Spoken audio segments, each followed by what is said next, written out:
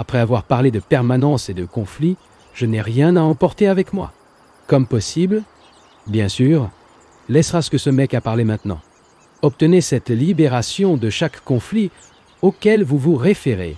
Si cette personne ne se consacrait pas au travail social, à la protection des animaux, etc., comment utiliserait-il leurs réserves de temps et d'énergie?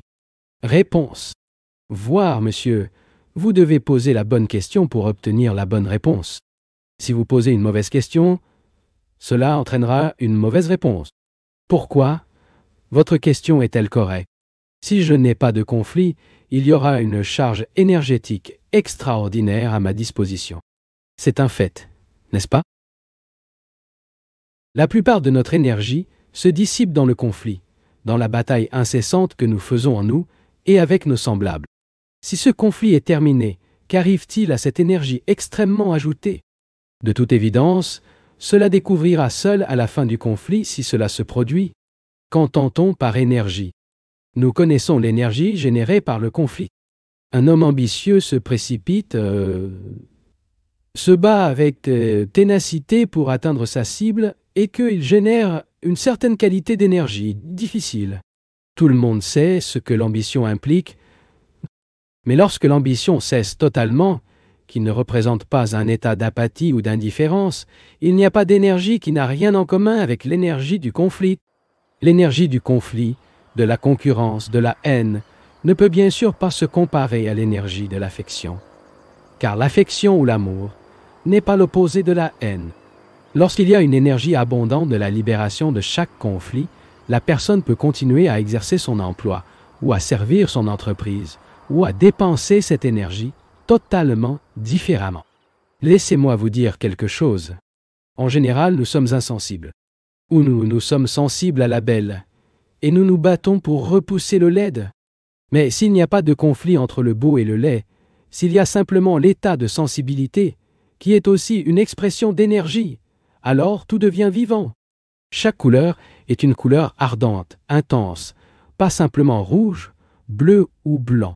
Chaque pensée, chaque sentiment est entièrement consommé dans cette flamme. Et si cette énergie n'est pas demandée ou donnée, ma femme, ma maison, mes enfants, mon travail, ma patrie ou ma croyance, c'est alors la tranquillité totale. Dans cette tranquillité, il y a un grand mouvement, mais pas d'un point à un autre. Un mouvement non lié au temps. Et c'est, dans mon sentiment, la création. C'est Dieu ou le nom que vous préférez. Mais pour exister de l'immobilité totale, chaque type de lutte, de conflit, de désir de devenir quelque chose, chaque exigence de plus d'expérience, tout doit cesser. Mais ce que je fais bien en parlant, voyez pour moi, ce que je dis n'est pas spéculatif. Mais si je vous parle de quelque chose que vous ne savez pas, cela devient naturellement spéculatif pour vous. Donc, irréel. Il me semble que, au moment où j'entre en soi, un problème est présenté. Celui-ci travaille ensuite pour résoudre le problème, et c'est absurde. Ce n'est pas le seul problème. Ma famille en toute sécurité, mon hypothèque, mon qui exige, dans laquelle l'entité humaine entière est enchevêtrée. Est-il possible de vivre dans ce monde et d'éliminer le moi donné, avoir une femme, un mari, des enfants, avoir une maison, et en même temps d'avoir un problème de sang? Hindous, nous nous asservons à l'hindouisme jusqu'à la fin de la vie. Aller au travail tous les jours, pour voir les mêmes gars habituellement, répéter les mêmes plaisirs, fumer, boire, satisfaire le sexe. C'est la terrible tyrannie de l'habitude. L'habitude est essentiellement un faisceau de souvenirs, c'est-à-dire le soi. Et est-il possible, vivant dans ce monde, abandonnant complètement ce faisceau? Mais une fois, je vous demande de ne pas dire que c'est ou n'est pas possible.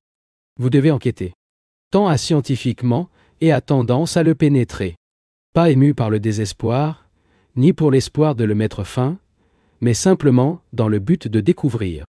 Et je dis que cela peut et devrait être fait, sinon notre vie reste mesquine.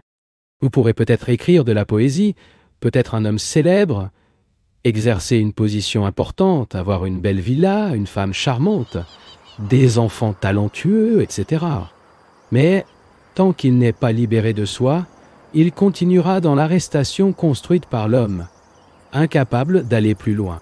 Seigneur, tu peux poser autant de questions que vous le souhaitez, mais nous revenons toujours à la même chose, c'est-à-dire votre capacité à regarder, à écouter et à découvrir. Et cette capacité n'est pas quelque chose qui devrait être nourri et se développer, car au moment où vous vous appliquez pour développer quoi que ce soit, cela devient une habitude de venir, une forme de connaissance à laquelle il utilise toujours. La chose parce que c'est vraiment très subtil. Cela nécessite toute une attention à toutes les heures. Maintenant, un moment. Quand je dis en tout temps, cela ne signifie pas que l'attention totale devrait être un processus continu et ininterrompu. Cela ne fait pas de mal de l'interrompre. Si vous le faites, récupérez-le de temps en temps et essayez de découvrir pourquoi vous l'avez interrompu, gardant ainsi votre esprit actif. Quand il n'y a pas de moi, qu'est-ce que ce qui ressemble et écoute?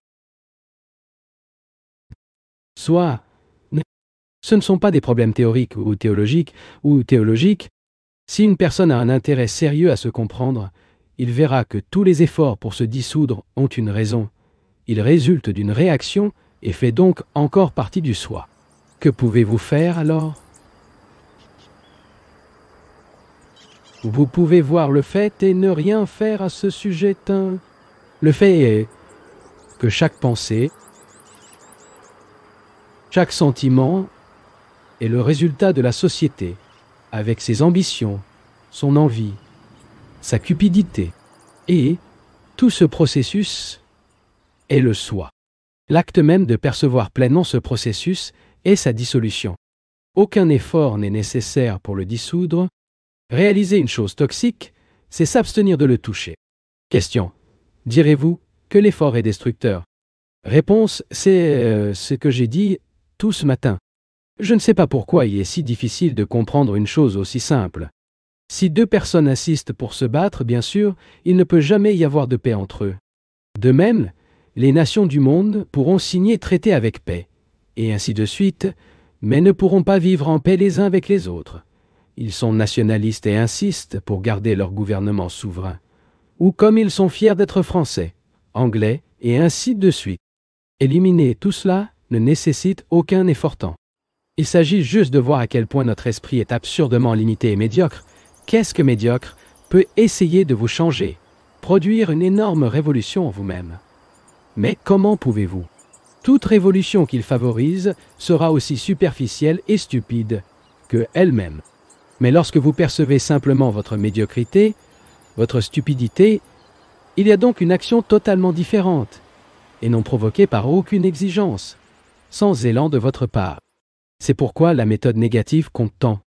Je ne parle pas de méthode négative comme l'opposé du positif. Il est le déni. Pouvez-vous comprendre? Quand nous disons non,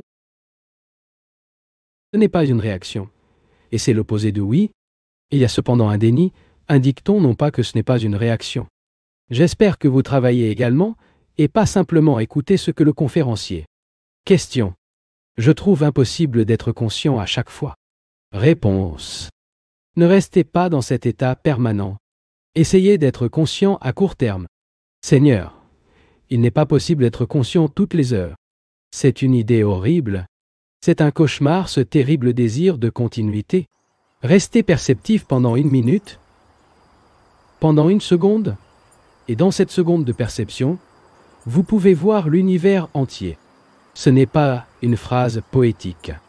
Nous voyons les choses en un flash rapide, à un moment simple. Mais après avoir vu une certaine chose, nous voulons le maintenir, le conserver, continuer, qui ne doit pas être conscient de absolument. En disant que je dois être conscient de toutes les heures, vous en avez déjà fait un problème. Par conséquent, je devrais vraiment découvrir pourquoi vous voulez rester ainsi. C'est-à-dire, pour réaliser l'empressement qui implique là-bas le désir d'acquérir, et pour dire pourquoi je suis conscient de toutes les heures, cela ne signifie rien. L'amour, comme le mariage, est-il d'une durée éternelle? Les mariages durent-ils pour toujours? Tu sais, c'est mieux que moi. L'amour dure-t-il chaque jamais? Ou est-ce quelque chose de totalement libre de temps? Eh bien, c'est déjà 12h15. Peut-être pouvons-nous examiner ce problème à une autre occasion. Question. Comme il est dit, il y en a 12 écarts. Et ce temps chronologique nous restreint. Ne serait-il pas possible de trouver une organisation où nous pourrions nous rassembler quotidiennement pour poursuivre cette étude? Réponse. Si le désir, Seigneur, fusionne une organisation, j'en suis sorti. Si vous voulez en rencontrer plusieurs autres, faites-le. Vous n'avez pas besoin de ma permission. Mais la vérité est que nous sommes soumis à un temps chronologique. Vous devez prendre un bus, aller déjeuner, pour assister à une date prévue cet après-midi. Je devrais laisser ce pays à une telle date. Nous sommes soumis à l'horloge, à l'heure chronologique, et cela est évident. Mais ce n'est pas ce que je dis. Comme je l'ai expliqué soigneusement au début,